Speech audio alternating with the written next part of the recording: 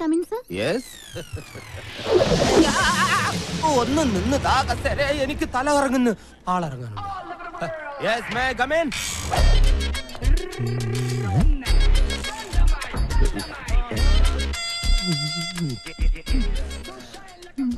Sir, മുഖത്തേക്ക് നോക്ക്. ഈ ശരീരത്തിന് മുകളിൽ ഒരു തലയും ഉണ്ടായിരുന്നു. അത് ശരി. അതെ, കുട്ടി ഇവിടെ ജോലിക്ക് വന്നാണോ അതോ ക്യാബറ ഡാൻസിന് വന്നാണോ? ലുക്ക്, ഇമാതിരി ഡ്രസ് ഇട്ടുകൊണ്ട് ഓഫീസിൽ വന്നാൽ മറ്റുള്ളവരുടെ കൺട്രോൾ പോകും. എന്നെ പോലെ മറ്റുള്ളവർക്ക് അടക്കി പിടിച്ച് നിയന്ത്രിക്കാൻ പറ്റിയെന്ന് വരില്ല. കുട്ടിക്കറിയോ, കേരളത്തിലെ ഒട്ടുമിക്ക പുരുഷന്മാരും ഒരു പ്രഷർ കുക്കർ പോലെയാണ്. ഇമാതിരി കോലങ്ങൾ കണ്ടാൽ ആ പ്രഷർ കുക്കറിന്റെ സമ്മർദ്ദം മൂത്ത് മൂത്ത് മൂത്ത് അവസാനം നീരാവിയോട് കൂടി ഒരു വിസിലിംഗ് വരും. ആ വിസിലിങ്ങിനെയാണ് കുട്ടി സ്ത്രീ പീഡനം എന്ന് പറയുന്നത്. അതുകൊണ്ട് കാര്യമായിട്ട് സാറ് പറയുകയാണ്, മേലിൽ ഇമാതിരി ഡ്രസ് ഇട്ടുകൊണ്ട് വന്ന് മറ്റുള്ളവരുടെ സേഫ്റ്റി വാൽവ് തകർക്കരുത്. Please go get out. എന്റെ വാൽവ് ഉപ്പിട്ടൊരു സോഡ നാരങ്ങ വെള്ളം കുടിച്ചില്ലേ സാർ? ഡ്രൈവർ ആവശ്യമുണ്ടെന്ന് അറിഞ്ഞിട്ട് വന്നാണല്ലേ? അതെ sir. Sit down. Thank you. പേരെന്താന്ന് പറഞ്ഞേ? പറഞ്ഞിട്ടില്ല. എന്താ പറയില്ലേ? പറയും. എങ്കിൽ പറ. ആന്റണീന്നാ. എന്ത് ഗണി? ആന്റണി. ഗുഡ് നൈം, ആന്റി ഗണി. ശ്രദ്ധിക്കാം, സാധാരണ ഇന്റർവ്യൂ ചെയ്യുന്ന ആൾക്കാരെ പോലെ അല്ല മഞ്ജുളൻ ഇന്റർവ്യൂ ചെയ്യുന്നത്. ഈസി ക്വസ്റ്റ്യൻസ് മഞ്ജുളന്റെ നിഘണ്ടുവിലേ ഇല്ല. ബുദ്ധി കൊണ്ട് മാത്രം ഉത്തരം പറയണം. ക്വസ്റ്റ്യൻ നമ്പർ 1 ആലോചിച്ചിട്ട് പറഞ്ഞാൽ മതി. കാള കിടക്കും കയറോട്. എന്ത് അറിയില്ല? പരമകഷ്ടം. ക്വസ്റ്റ്യൻ നമ്പർ 2 മുറ്റത്തെ ചെപ്പിന് അടപ്പില്ല. എന്താണ്? പെട്ടെന്ന് പറ. അറിയില്ല? കഷ്ടം. എന്നാൽ നിങ്ങൾക്ക് പറയാൻ എളുപ്പത്തിന് ഇതിനേക്കാൾ വെറും ഈസി ക്വസ്റ്റ്യൻ ചോദിക്കാം. സൈക്കിൾ വട്ടത്തി ചവിട്ടുമ്പോൾ നീളത്തിൽ പോകുന്നത് എന്തുകൊണ്ട്? അതും അറിയില്ല? ഇരിക്കടോ. പിന്നെ എന്തിനാ നിങ്ങൾ ഡ്രൈവർ പണിക്കെന്നും പറഞ്ഞുകൊണ്ട് ഇവിടെ ഓടി വന്നത്? ശരി, അവസാനമായിട്ട് ഞാൻ ഒരു ചോദ്യം കൂടി ചോദിക്കും. അതിനെങ്കിലും ഉത്തരം പറഞ്ഞാൽ നാളെ മുതൽ നിങ്ങൾക്ക് ഡ്രൈവർ പണി ചെയ്യാം. ക്വസ്റ്റ്യൻ ആലോചിച്ച് മാത്രം ഉത്തരം പറയുക. കിക്കിലിക്കും കിളികിൽക്കും ഉത്തരത്തിൽ ചത്തിരിക്കും. Correct answer. ഇവനൊന്നുമല്ല ഇവിടുത്തെ കാര്യങ്ങൾ തീരുമാനിക്കുന്നത്. മിന്നുമോള് പല പ്രാവശ്യം ഇവനോട് പറഞ്ഞിട്ടുള്ളതാ ഈ കസേര കയറി ഇരിക്കരുതെന്ന്. ഞാനൊന്ന് വിളിക്കട്ടെ? ഞാൻ പറഞ്ഞാൽ അവൾ എത്രത്തൊന്നും പറയില്ല. കാരണം നാളെ അവൾ എന്റെ മകന്റെ ഭാര്യയായിട്ടതാ. അതിനു മുമ്പ് ഞങ്ങൾ ഒളിച്ചോടി. ഹലോ മോളെ, അമ്മാവനെ, ഒന്നും നടക്കില്ല. ഇവിടെ ഡ്രൈവറെ ആവശ്യമുണ്ടെന്നും പറഞ്ഞ് ഒരാള് വന്നിട്ടുണ്ട്. മിടുക്കന. എനിക്ക് അവരുടെ സംസാരം വളരെ ഇഷ്ടപ്പെട്ടു. ശരി മോളെ. നടക്കില്ല. എടാ, ഇവനെ അങ്ങോട്ട് വീട്ടിലേക്ക് ചെല്ലാൻ പറഞ്ഞു. എന്റെ പട്ടി പോകും. അങ്ങനെയാണെങ്കിൽ അമ്മാവും കൊണ്ട് പോക്കോ. ഞാൻ മിന്നുമ്പോളോട് വിളിച്ചു പറഞ്ഞേക്കാം. അത് വേണ്ട. അതെ, ഇതിനൊക്കെ ഇംഗ്ലീഷിൽ ഒരു ചൊല്ലുണ്ട്. എന്താ അത്? I don't know to worry immediately salutification in the way. What my friends, what my problem? എന്ന് വെച്ചാൽ നീ നന്നായാൽ നിനക്ക് കൊള്ളാന്ന്. വാടോ. ഇവനോട് പറഞ്ഞതാ. വാടോ. കൂടുതൽ ചാരണ്ട, തന്റെ കറുപ്പതിൽ പിടിക്കും. പിന്നെ എന്റെ തന്തയ്ക്ക് വിളിച്ച തനിക്ക് ഇവിടെ ജോലിയൊന്നും കിട്ടാൻ പോകുന്നില്ല. ഇനി അഥവാ കിട്ടിയാൽ തന്നെ ഗിയർ മാറ്റുമ്പം പോലും മിന്നുവിനെ വിളിച്ച് അനുവാദം വാങ്ങിയിരിക്കണം. അത്തരം കാര്യങ്ങളിൽ മിന്നു കർക്കശക്കാരിയാണ്. നോക്കിയോ?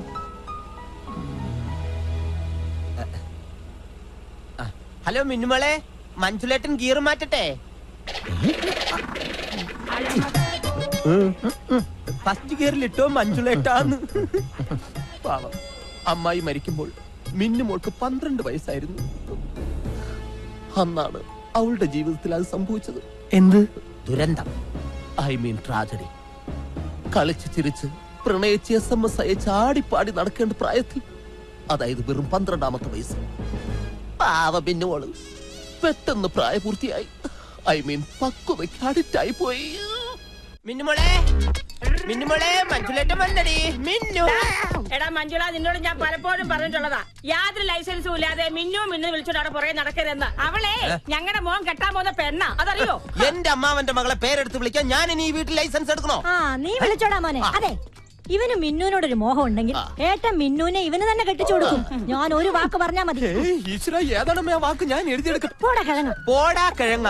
അമ്മ ഇത് കുഴപ്പമില്ല. എടാ മണ്ടാ, എന്താ അമ്മേ? നീ മിന്നുവിന്റെ ഭർത്താവായി കാണാനല്ല ഈ അമ്മയുടെ ആഗ്രഹം. പിന്നെ മിന്നു ഗ്രൂപ്പിന്റെ മാനേജർ ആവണം. അതാണോ അമ്മയുടെ അന്ത്യാഭിലാഷം? അതെ. എങ്കിലത് നടക്കില്ല അമ്മേ. അതെന്താ? ഓഫീസിൽ ഒരു മോണോവർമ്മ, വീട്ടിൽ മോണോവർമ്മയുടെ ഭാര്യ സ്റ്റീരിയോ ചന്ദ്രമതിയാണ്. ഇവര് രണ്ടുപേരും കൂടെ ചേർന്ന് നമ്മളെ വഴിയാതാരാക്കും അമ്മേ. അതിനിപ്പോ എന്താ സംഭവിച്ചത്? എന്ത് സംഭവിക്കാൻ?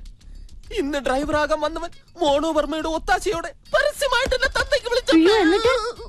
ഞാൻ ദേ കൂട്ടിക്കൊണ്ട് വന്നിട്ടുണ്ട്. അയ്യോ, എവിടെയാ മിടുക്കൻ? ഞാനൊന്ന് കാണട്ടെ. അയ്യോ, അവനെ വെറുതെ വിടരുത് മോനെ. ബാല്യക്കാരെ കൊണ്ട് തല്ലിക്കണം. എന്നിട്ട് വേണം എന്റെ പൊലവുളി അടിയന്തരം ഈ വീട്ടിൽ വെച്ച് നടത്താൻ. അതൊന്നും വേണ്ട. അമ്മാവനോടൊന്ന് പറഞ്ഞാ മതി അവനെ ഡ്രൈവർ ആക്കണ്ടെന്ന്. ഞാൻ ഏട്ടനെ ഒന്ന് കാണട്ടെ. കൊള്ളാം. ഇന്റർവ്യൂവിന് വന്ന ദിവസം തന്നെ നീ എന്റെ മരുമകന്റെ അച്ഛനെ വിളിച്ചു. സാർ താൻ ഒന്നും പറയണ്ട. ഈ നിൽക്കുന്നത് ആരാണെന്ന് തനിക്കറിയാമോ? എന്റെ ഒരേ ഒരു സഹോദരി, ഇവളുടെ മകനും, അതായത് എന്റെ മരുമകൻ. എടോ, എന്റെ ശാരദ ഭർത്താവിന്റെ കൂടെ കുറച്ചു കാലം മാത്രമേ ജീവിച്ചുള്ളൂ. ഇവന്റെ കുഞ്ഞിക്കാല് കണ്ടതിന് ശേഷം പിന്നെ എന്റെ ശാരദയ്ക്ക് ദാമ്പത്യ ജീവിതം ഉണ്ടായിട്ടില്ല. അതുകൊണ്ട് എന്റെ പൊന്ന അന്നി, ഞാനൊരു കാര്യം പറഞ്ഞോട്ടെ. ഇങ്ങൊന്നേ, പേഴ്സണൽ ആയിട്ട് പറയുക, I am proud of you. അതുകൊണ്ട് ആന്റണിയെ ഇവിടുത്തെ ഡ്രൈവറായി നിയമിക്കാൻ ഞാൻ തീരുമാനിച്ചു. അങ്ങനെ പേഴ്സണൽ ആയിട്ട് പറഞ്ഞാ പാറല്ല. മിന്നുന്റേതാ അവസാന വാക്ക്. അവസാന വാക്ക് മിന്നുന്റേതാ, പക്ഷെ തീരുമാനമെന്നും എന്റെ അമ്മയുടേതാ.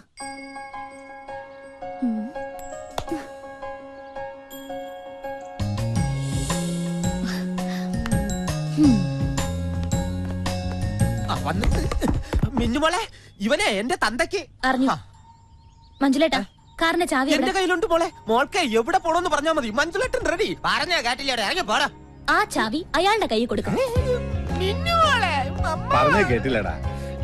എന്നാടാ, ഇനി ഒരു നിമിഷം ഞാൻ ഇവിടെ നിൽക്കില്ല. ഞാൻ അകത്ത് പോയി കിടക്കാൻ പോണു. ചേട്ടൻ കല്യാണം കഴിച്ചാണോ? അതെ. ഏയ്, കല്യാണം കഴിച്ചിട്ടില്ല. എനിക്ക് തോന്നി. ഞാനും കഴിച്ചിട്ടില്ല. സുമേ, ആ തോറിന്റെ പാത്രം എങ്ങനെ എടുത്തോളൂ. ഇതെന്താണ് മൊബൈലിൽ ഇത്ര പേർക്ക് കാണാൻ? ഞാൻ ഗെയിം കളിക്കുക.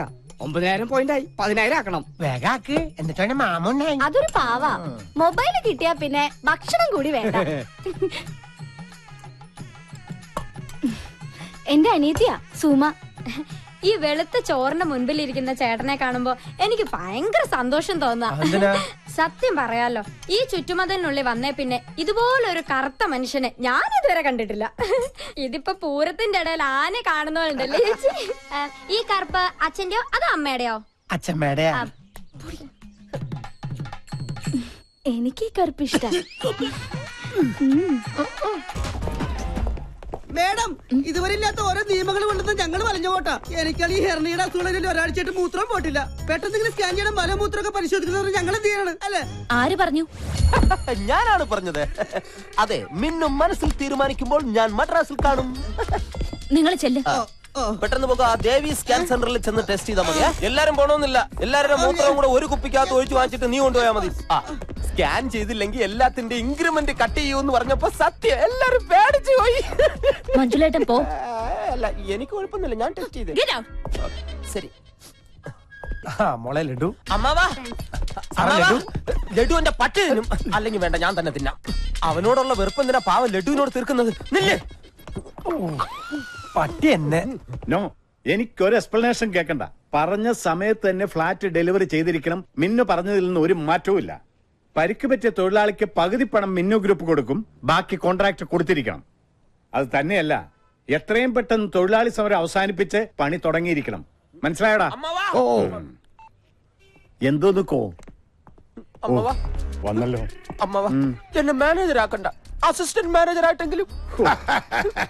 യവൻ എന്താ മനസ്സിലാക്കിയത്? എടാ, ഒരു അസിസ്റ്റന്റ് മാനേജർ എന്ന് പറഞ്ഞാൽ എഴുത്തും വായനയും അറിയാത്തവൻ എന്നല്ല അർത്ഥം. അനാവശ്യം പറയരുത്. എനിക്ക് വായിക്കാനേ അറിയാതുള്ളൂ, എഴുതാൻ അസലായിട്ട് അറിയാം. 7ാം ക്ലാസ്സിൽ എന്നോടൊപ്പം പഠിച്ച കുഞ്ഞുമോൻ പറഞ്ഞിട്ടുണ്ട്. അമ്മാവാ, എനിക്ക് ഒരു അവസരം എന്താ? എന്തിന്? അമ്മാവന് തലവേദന ആയിക്കൊണ്ടിരിക്കുന്ന നമ്മുടെ വർക്ക് സൈറ്റിലെ തൊഴിലാളി പ്രശ്നം ഈ മഞ്ജുളം പരിഹരിക്കും. എന്നിട്ട് എനിക്കൊരു അവസരം തന്നാ മതി. എന്നെ വിജയശ്രീ ലാളിതനായി തിരിച്ചു വരാൻ വേണ്ടിട്ട് അമ്മാവൻ പ്രാർത്ഥിക്കണം. കാലേന്ന് വിടറാ. ഞാൻ വിടൂല. എന്നെ വിടാൻ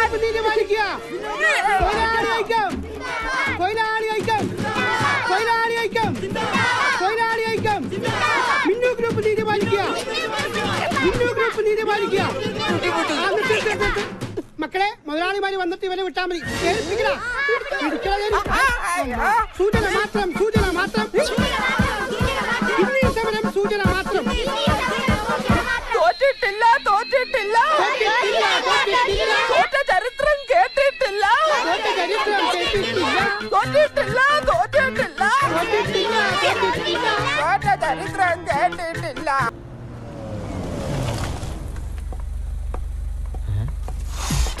അടുത്ത പ്രാവശ്യമെങ്കിലും സമരത്തിന് വരുമ്പോ പുകയില്ലാത്ത അടുപ്പ് കൊണ്ടുവരാൻ പറയണേ. പിള്ളേരെ ഓടി കളിക്കാതെ ഇവിടെ എങ്ങനെ വന്നിരിക്കേ. ബെസ്റ്റ് പണി. ഇത് വെന്തില്ല പിള്ളേരെ, ഇത് വേവുള്ള അരിയാണ്. ഒരാളുണ്ട്, എന്തൊക്കെ ചെയ്യണം. ഇങ്ങോട്ട് വാ മക്കളെ. ഇനി സ്വന്തം മക്കള് തന്നെയാണോ? മോൻ മാമനെങ്ങനെ ഇടാ പോടാന്ന് വിളിക്കരുത്. ചിലപ്പോ ഞാൻ മാനേജരാവും. അപ്പോഴോ അനുസരണ വേണ്ടേ? കൊച്ചുകുട്ടിയല്ലേ നീ? നീ അത്ര കൊച്ചുകുട്ടിയൊന്നും അല്ലടാ. പിള്ളേര് തുടങ്ങിയല്ലോ. മോനെ അനുസരണ വേണ്ടേ? വെറുതെ നിക്കണം. കഞ്ഞി റെഡി. നമ്മളാ കഞ്ഞില് പാറ്റിടണോ മാഡം? നിങ്ങൾ ആ തൊഴിലാളികളോട് സംസാരിക്കും. അത് പറഞ്ഞത് കേട്ടില്ല. കഞ്ഞി കുടിക്കാൻ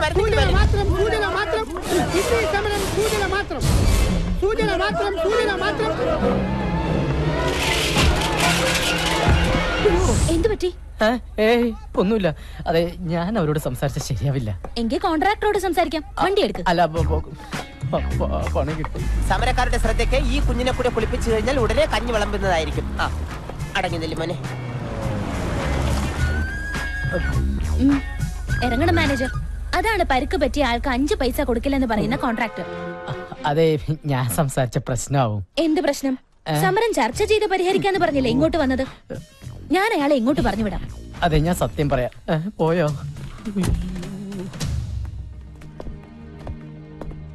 സോറി മാഡം, ഒരു കോംപ്രമൈസ് ചർച്ചയ്ക്ക് ഞാൻ തയ്യാറല്ല. ഇതൊന്നും എന്നോട് പറയണ്ട. താഴെ ഞങ്ങളുടെ GM ഉണ്ട്, അയാളോട് സംസാരിച്ചോളൂ. ആരോട് വേണമെങ്കിലും ഞാൻ സംസാരിക്കാം. പക്ഷെ എന്റെ തീരുമാനത്തിന് ഒരു മാറ്റമില്ല.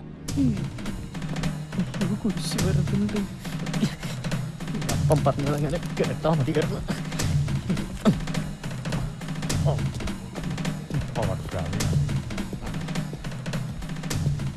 അതെ, ഇവ മിന്നു ഗ്രൂപ്പിന്റെ മാനേജർ ആയിരുന്നു. അപ്പോ അന്ന് പണിയിലെ കൃത്രിമം കണ്ടുപിടിക്കാൻ വേഷം മാറി വന്നതായിരുന്നു അല്ലേ സാർ? അന്ന് എനിക്ക് ആളെ അറിയില്ലായിരുന്നു. ഒരു ജനറൽ മാനേജർ ഒരിക്കലും ഒരു സാധാ ലേബർ വേഷത്തിൽ വരുമെന്ന് ഈ ഭൂമി മലയാളത്തിൽ ഒരു കോൺട്രാക്ടറും പ്രതീക്ഷിക്കില്ല. അതാണ് ആന്റണി സാർ, സിമെന്റിലൊന്നും ഒരു കുറവ് വരുത്തിയിട്ടില്ല. പിന്നെന്തിനാണ് താൻ കുറവ് വരുത്തിയിട്ടുള്ളത്? അത് മണലിന്റെ ഡിമാൻഡ് കാരണം ചെറിയൊരളവിൽ പൊടിമണ്ണ് ചേർക്കേണ്ടി വന്നിട്ടുണ്ട്. സാർ, അത് മേഡത്തിന്റെ അടുത്ത് കംപ്ലൈന്റ് ചെയ്യരുത്. മേഡത്തിന്റെ സ്വഭാവം സാറിന് അറിയാലോ. അതിലും മോശമാണ് എന്റെ സ്വഭാവം. സാറിനറിയാലോ തൊഴിലാളിക്ക് എങ്ങനെയാണ് അപകടം സംഭവിച്ചതെന്ന്. അറിയാം, എല്ലാം എനിക്കറിയാം.